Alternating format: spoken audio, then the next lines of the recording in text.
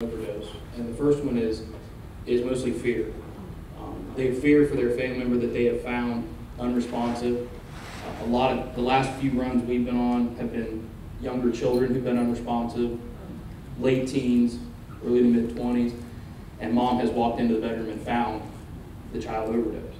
So we experience a lot of that fear, something serious is happening to them, and it is. And then we also get the anger part of it.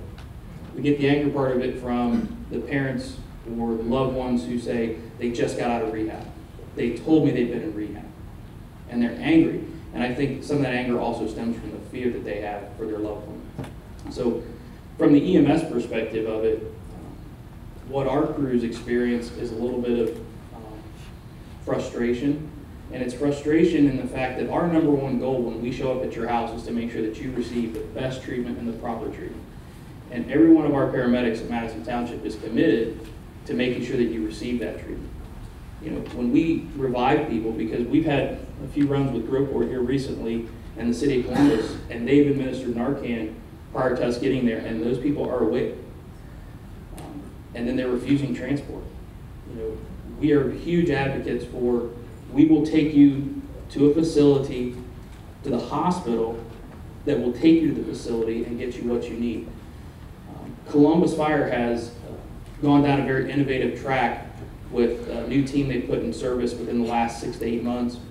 It is their REACT team, which is a rapid response, emergency addiction, and crisis team. What this team does is it's staffed by a mental health nurse and a Columbus Fire paramedic. We can call this team out to the house and have you taken directly to a rehab and treatment facility, or we can have them meet you at the hospital and take you directly to that rehab and treatment facility. And in speaking with some of the Columbus firefighters who started this, that's the goal. We don't want the individuals to enter back into the situation that they were in and go right back down this path. So we need to get them to those treatment facilities as quick as possible. You know, as paramedics and firefighters, you know, we also see what happens when we find these people. I've been on 3 calls alone where someone has been driving while under the influence. We just had one the other day, and Groveport police had him stopped. He was sitting on the side of the road with his foot on the brake. I've got people driving in traffic with this. Thank God the police were there because we were able to get them to a facility. We were able to talk them into leaving their vehicle and going to rehab right from there.